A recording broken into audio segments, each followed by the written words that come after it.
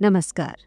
अब तक आपने सुना प्रोफेसर दादा मुखर्जी को श्री महाराज जी ने हनुमान स्वरूप में एक विशाल काय वानर के रूप में दर्शन दिए। और आइए आज चलते हैं आगरा की ओर। आगरा में अम्मा, छोटी भाभी, भैया और बच्चों के साथ कुछ समय रहने के बाद गिरजा जी अम्मा संग भोपाल आ गई। पति श्री जगदीश प्रसाद भटेले जी पहले ही भिलाई जा चुके थे। यहाँ पर बड़े भैया, भाभी और बच्चों के साथ समय का कुछ पता ही नहीं चला। गौने की रस्म का समय भी नजदीक आ गया। अम्मा, बड़े पुत्र और पुत्र वधू ने परंपरा अनुसार सारी तैयारियां कर ली। अब दामाद श्री जगदीश प्रसाद भटेले जी भी भिलाई आ पहुंचे हैं। बुआ, आप हमें छोड़कर नागपुर मत जाओ ना, आपकी बहुत याद आती है। शशि और धनंजय बुआ से लिपट कर बोले। एक लंबे समय से इस परिवार का हिस्सा बनकर रहते हुए बच्चों का लगाव बुआ से बहुत ही अधिक था। बुआ भी बच्चों को बहुत प्यार करती थी। अभी कुछ दिनों पहले ही आगरा में छोटे भैया भाभी की बेटियों ने भी विदाई के समय ऐसे ही लिपटकर दूर न जाने की जिद की थी। बच्चों के प्यार में तो वैसे भी वे खुद को भूल ही जाती थी। फिर प्यार से बच्चों को समझाते हुए बोली, मुझे भी तो तुम्हारी बहुत याद आती है। अब मैं जल्दी ही आऊंगी, तब तक खूब पढ़ाई करना और बहुत अच्छे बनना, ठीक है?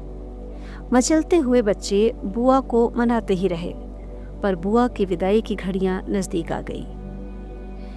एक बार फिर विदाई की दहलीज पर खड़ी बिटिया अम्मा, भैया और भाभी का आशीर्वाद लेकर अपने ससुराल नागपुर के लिए विदा हो गई। ससुराल में अभी पारिवारिक जनों के साथ सासू माँ भी बहुत दिनों से प्रतीक्षारत बहू की बाट जोह रही थी। गौने की रस्म संबंधी सभी रिवाजों को निभाते हुए वे टीका लगाकर, आरती कर प्यार से बहू बेटे को घर में लेवा लाई। नई बहू के आने से घर में उत्साह का वातावरण था। बातों का सिलसिला अभी औपचारिक सा था, पर बहुत आदर और सम्मान का भाव लिए। अतिथि, रिश्तेदार, मित्रगण और पड़ोसी जब भी घर आते तो सासू माँ अपनी सुंदर सुशील बहू की प्रशंसा किए बिना न रहती। कुछ ही दिनों में पति फिर भिलाई चले गए। अब घर में मेहमानों जैसी औपचारिकताओं से आगे बढ़कर गिरजा देवी स्वयं ही घर के कामकाजों में हाथ बढ़ाने लगी। माँ, सासू माँ और मृदुला जी मना करते रहते, पर इस घर की मान्यताओं के अनुसार उन्हें नए परिवेश में ढलना था। हिचकिचाहट सी रहती थी कि आज तक किताबों, कॉलेज की दुनिया से परे रसोई की दाल मसाले वाली दुनिया में झांकने की ज़रूरत ही नहीं पड़ी थी। कभी अम्मा, कभी भाभियों, तो कभी सेवक सेविकाओं के आग्रह पर उन्हें रसोई घर तक कोई पहुंचने ही नहीं देता। हाँ, शादी से पहले भाभी ने कुछ व्यंजन बनाने सिखा तो दिए थे, पर अब असली परीक्षा तो इसी परिवेश में होने वाली थी।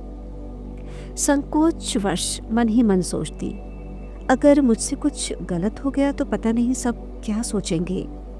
पर अनुभवी सासू माँ बहू के मनोभावों को पूरी तरह समझ रही थी। हौसला देते हुए समझाकर बोली, तुम फिक्र मत करो, मैं तुम्हारे साथ हूँ, जो नहीं आएगा मैं संभाल लूंगी। हौसले का संबल पाकर बहू गिरजा जी की कुछ हिम्मत बढ़ी। एक दिन साड़ी पहने ये घूंघट की ओर से बहू गिरजा देवी जी ने देखा कि सासू माँ अंगीठी जला रही है। मन रखते हुए बोली, लाइए मैं जला देती हूँ। बहू पे वारी जा रही सास तो खुशी से फूल ही नहीं समाई। अच्छा ठीक है, ऐसा कहकर वो किसी और काम में लग गई। इधर कोयले की अंगीठी में बार बार ऊपर से मिट्टी का तेल डालकर माचिस से आग जलाती बहू गिरजा जी निराश होने लगी। कुछ देर में जलकर आग फिर से बुझ जाती। अब क्या करूं, सोचकर वे मन ही मन परेशान होने लगी। तभी सासू माँ ने पास आकर अंगीठी के पास चुपचाप उदास बैठी बहू को देखकर सारा हाल समझ लिया। हंसकर प्यार से बोली, अरे मैंने तो ये भी नहीं पूछा तुम्हें ये काम आता है या नहीं, पढ़ाई लिखाई करने वाले हाथों ने पता नहीं कभी अंगीठी जलाई भी है या नहीं। कोई बात नहीं, देखो मैं सिखा देती हूँ, कहकर उन्होंने आदतन अपने अनुभवी हाथों से फटाफट छोटे छोटे कोयलों को छांटकर पुराने अखबार के ऊपर अंगीठी में रखा, आग जलाई, फिर कुछ और कोयले ऊपर से लगाकर नीचे से हवा फटकते हुए अंगीठी जला दी। सासू माँ की प्यार भरी बातें और उसमें नरमी की मिठास थी, और इधर गिरजा देवी जी संकोच से भरी जा रही थी। खैर किसी तरह पहला पाठ तो याद हो गया। सासू माँ खाना बहुत अच्छा बनाती थी। उनके काम की फुर्ती, हाथों का स्वाद, बातों में इतना अपनापन था कि उस आकर्षण में घिरी बहू धीरे धीरे उस नए परिवेश में स्वयं को सहजतापूर्वक ढालने लगी। परिवार में सभी का प्यार और अपनापन उन्हें कर्तव्यों के डोर से बांधे रखता। चूड़ियाँ, पायल, बिंदी, बिछुए के श्रृंगार में उनका सौंदर्य पहले से भी अधिक आकर्षक लगता। लंबे बालों की चोटी बनाए, सिंदूर भरी मांग लिए, सिर पर घूंघट ढाले, वे शालीनता से अपने कार्यों में लगी रहती। अब धीरे धीरे उन्हें चूल्हे में खाना बनाना भी आ गया। पहले कुछ मुश्किल लगा, फिर सासू माँ की सीख से सारे कामों की जटिलता आसान हो गई। कुशाग्र बुद्धि लिए वे हर काम की बारीकियों को घर में मन लगाकर सीखती रहती। ताऊ के शब्द कानों में गूंजते रहते। बिटिया, किसी काम के लिए ना मत कहना, धीरे धीरे सब आ जाता है। सबके साथ प्रेम से रहना, कभी गुस्सा मत करना। यही शब्द बार बार हौसला बढ़ाते रहते, प्यार से जीना सिखाते और घर गृहस्थी में अपने व्यक्तित्व को भरपूर खुशियों के साथ जीने की सीख देते। उधर आध्यात्मिक जगत में श्री महाराज जी का संसार अपने भक्तों के साथ भक्ति रस में डूबा है। श्री वी गिरि जी की आस्था श्री महाराज जी के प्रति असीम थी। जब वे उत्तर प्रदेश के राज्यपाल थे, तभी से वे श्री महाराज जी के अनन्य भक्त हो गए। अपने उपराष्ट्रपति काल में एक बार वे किसी सरकारी यात्रा के अनुक्रम में नैनीताल आए थे। मन में राष्ट्रपति पद का चुनाव जीतने की अभिलाषा लिए वे श्री महाराज जी के दर्शनों के प्रति उत्सुक थे। केलची आश्रम में बाबा कंबल ओढ़े सामने ही खड़े थे। श्री वी गिरि जी पास आए और साष्टांग प्रणाम करते हुए उनके चरणों में झुक गए। अंतर्यामी महाप्रभु तो उनके मन की बातों को पहले ही समझ चुके थे। अपना एक हाथ कमर में रखते हुए दूसरे हाथ से गिरि जी पर वरदान की मुद्रा में आशीर्वाद देते हुए बोले, चुनाव जीतना चाहता है? जा, हमने कह दी तो भारत का राष्ट्रपति बनेगा। अमोघ आशीर्वाद का प्रसाद लिए वे प्रसन्न मन से दिल्ली आ गए और राष्ट्रपति पद के प्रत्याशी बन गए। श्री महाराज जी का वरदान सफल हुआ और श्री वी गिरि जी चुनाव जीतकर भारत के राष्ट्रपति घोषित किए गए। लोभ माया से परे महाप्रभु के लिए क्या असंभव था। वे जब चाहे परिस्थितियों को वैसे ही मोड़ लेते। महाराज जी अक्सर भावपूर्ण होकर अपनी अनंत शक्तियों का परिचय कुछ गूढ़ शब्दों में देते हुए कह उठते, तुम नहीं समझते, अगर हमें लोग जान जाएं तो हमारी रोम रोम को नोचकर उसका ताबीज बना लें। ऐसे परम शक्तियों के स्वामी के लिए क्या अमीर, क्या गरीब, क्या नेता, क्या साधारण जन, वे तो हृदय के प्रेम के पारखी थे, गरीब नवाज थे। प्राय झांसी में एक वृद्धा के घर न जाने प्रेम से खिंचे वे जाकर कह उठते, माई हमारी रोटी ला। उस विधवा वृद्धा का एकमात्र पुत्र था जिसकी कमाई से घर चल रहा था। अहिरन जाति की वो वृद्धा रोटी ले आती और प्रेम भाव से महाप्रभु खा लेते। गरीब वृद्धा के पुत्र की मृत्यु हो गई। वो अकेली वृद्धा क्या करती? आसपास कोई भी नहीं आया, कहीं दाह संस्कार का खर्चा न उठाना पड़े। वृद्धा शोक में डूबी आंसू बहाती रही। शव आंगन में पड़ा रहा। 3 दिन हो गए। जिस आंगन में श्री महाराज जी ने प्रेम से रोटियां खाई थी, वहां भला शव खराब भी कैसे होता। अंतर्यामी प्रभु अपनी लीला दर्शाने आ पहुंचे। बोले, माई, हमारी रोटी ला। दुख से कलेजा फट रहा था वृद्धा का। रोती हुई बोली, कहाँ से लाऊं रोटी? रोटी कमाने वाला तो वो पड़ा है आंगन में मरा हुआ। श्री महाराज जी ने पुत्र की ओर देखकर कहा, मरा कहाँ है? फिर शव के पास जाकर बोले, उठ। उठता क्यों नहीं? पड़ा क्यों है? श्री महाराज जी के दिव्य स्वर कानों में पड़ते ही पुत्र उठ बैठा। जिसके आंगन की रोटियों के बहाने विपदाओं को पहले ही हर लिया हो, वहां भला अनिष्ट कैसे हो सकता था? महाप्रभु कहते हैं, हम भाव के भूखे हैं, भाव खाते हैं। इधर आगरा गोकुलपुरा में जीवन पूर्ववत चलता रहा। अम्मा अपने गांव के काम से अकबरपुर जाकर उसी तत्परता से सभी कार्यों को निपटाकर वापस आ जाती। लगभग 20 गांवों के प्रधान की भूमिका में सजगता से लगे रहने वाले विश्वसनीय कार्यकर्ता डाक बंगला वाले कार्यालय से सारे कामकाज को लगन और कर्मनिष्ठा से देखते रहते। फिर अम्मा जी बीच बीच में आकर जांच पड़ताल और निरीक्षण कर संतुष्ट हो लेती। बहुत दिनों से गांव नहीं आए श्री प्रधान साहब के बिना अकबरपुर की यह हवेली और ग्रामवासी ऐसे उदास थे जैसे बिन बारिश के मुरझाई हुई फसल। उनके करुणामय व्यक्तित्व, विनोदी स्वभाव और सबके लिए प्रेम, सहानुभूति की भावनाओं के धागे से बंधे वे बस प्रतीक्षा ही कर सकते थे। डाक बंगलिया में संध्याकालीन बैठकों की उमंगें अब फीकी पड़ गई थी, पर साधु संतों की आवभगत और दान पुण्य का काम सेवकों द्वारा पहले की तरह श्रद्धापूर्वक चलता रहा।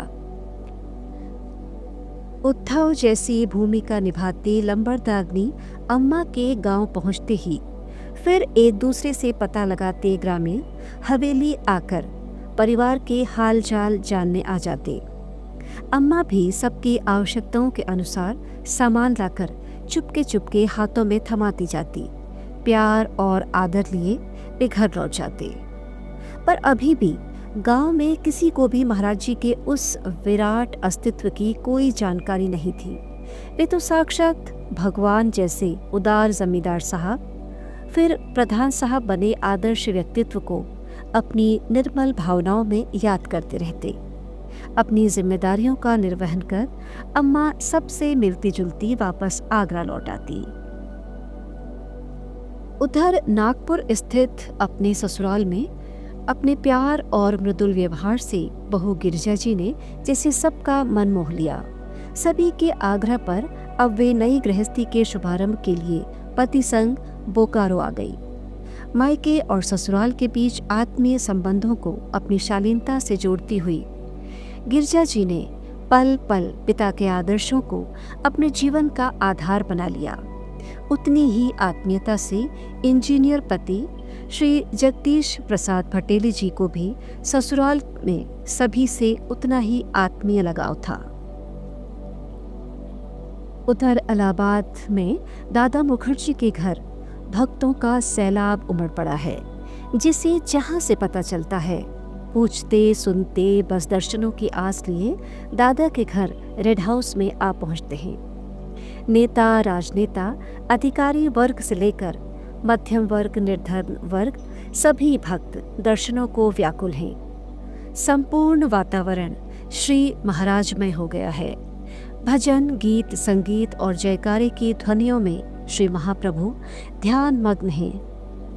भक्तों के बीच ही महाराज जी के समीप बैठे हैं छोटे पुत्र धर्मनारायण जी। श्री महाराज जी की ध्यान समाधि में एक मीठी सी स्मृति उमड़ आई है अपनी प्रिय बेटी की, जो मन ही मन पिता के किसी संदेश की प्रतीक्षा करती हुई उदास सी हो रही है। प्रेमवश सारी भावनाओं के दुलार को प्रेम रस में संजोए हुए वे पुत्र को पास बुलाकर पूछते हैं, गिरजा कैसी है? कुशल जानने की लीला करते हुए अंतर्यामी महाप्रभु महाराज जी कह उठते हैं, जाओ उससे मिलकर आओ, उसके लिए फल, मिठाई सब कुछ लेकर जाना। भाव में उनकी आंखें सजल हो उठी। अपने प्रेम की दिव्यता को मन में ही छिपाए वे फिर उसी प्रकार ध्यानमग्न हो गए। बोकारो में अचानक छोटे भैया धर्मनारायण जी के आगमन से आश्चर्यचकित हुई छोटी बहन गिरजा खुशी से फूली न समाई। स्वागत सत्कार के बाद भैया ने घर की सारी बातें और इधर उधर की चर्चाएं करते हुए बहन की मनोदशा को भांपकर कहा, गिरजा, मैं सीधे इलाहाबाद से आ रहा हूँ। ताऊ तुम्हारे बारे में पूछ रहे थे, बहुत याद करते हैं तुम्हें, इसीलिए मुझे भेजा है कि मैं मिलकर उनका संदेश तुम्हें दे सकूं और खुद तुम्हारी कुशल क्षेम से आश्वस्त होकर उन तक खबर पहुंचा दूं। देखो, उन्होंने ही कहा है तुम्हारे लिए ये सब भेजने के लिए। सामने रखे ढेर सारे फल, मिठाई और वस्त्रों के उपहारों को देखकर बिटिया पिता के अनुपम स्नेह को याद कर सिसक उठी। हाँ भैया, मैं उन्हें मन ही मन बहुत याद कर रही थी। सोच रही थी क्या मेरी याद उन्हें नहीं आती होगी जो अब तक कुशल भी नहीं ली। कहकर वे आंसू पोंछने लगी। धर्मनारायण भैया की भी आंखें भर आई।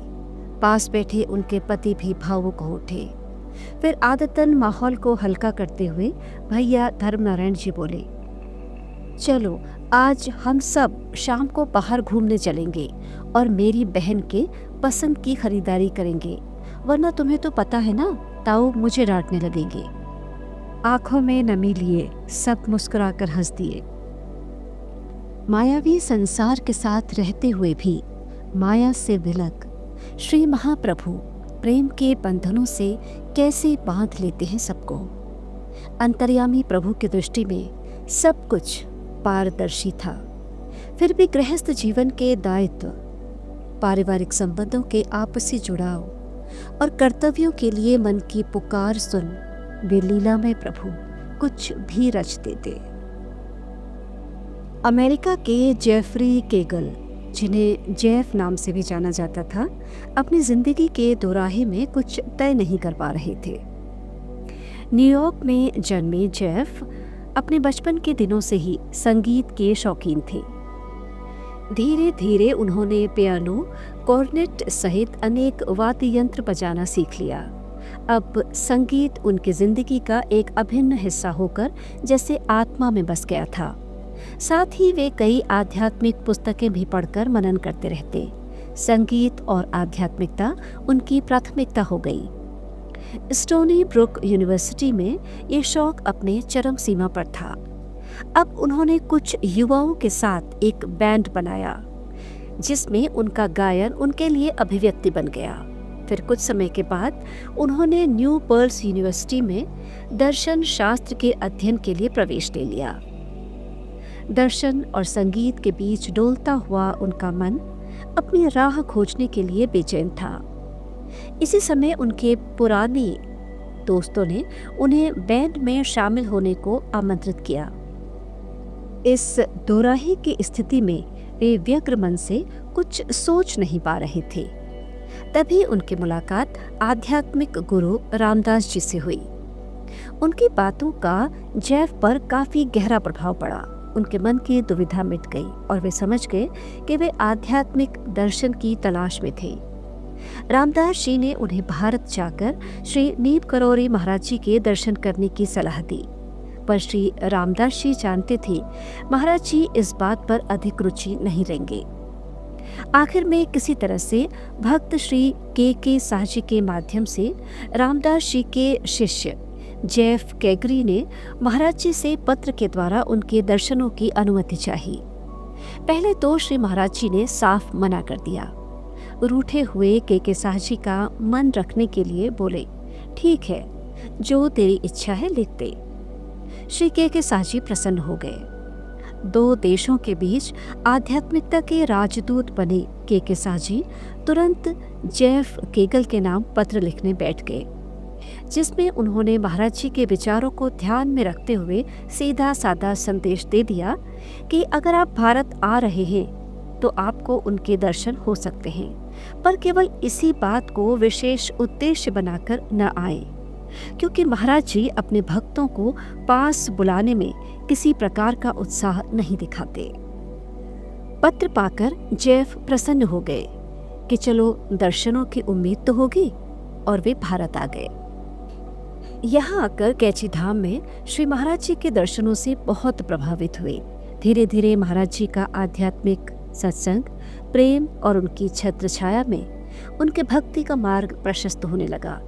सत्संग में वे नाम धुन सुनते, याद कर खुद दोहराने की कोशिश करते और सब कुछ भूल मगन होते हुए ध्यान चिंतन में डूबे रहना उन्हें बहुत अच्छा लगता।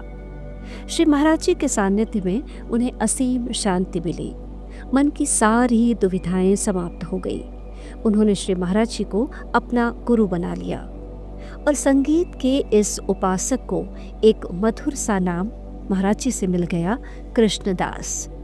अब श्री महाराज जी जब भी तीर्थ यात्राओं में जाते, वहाँ अन्य भक्तों के साथ कृष्णदास को भी जाने का अवसर जरूर मिलता। उन्होंने भक्ति योग सीखा और श्री महाराज जी की प्रेरणा से भजनों का सुमधुर गायन भी आरंभ कर दिया।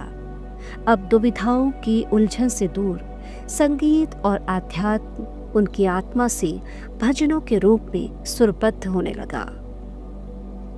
महाप्रभु महाराज जी, श्री नीम करौरी बाबा पावन कथामृत। आज का प्रसंग यहीं तक।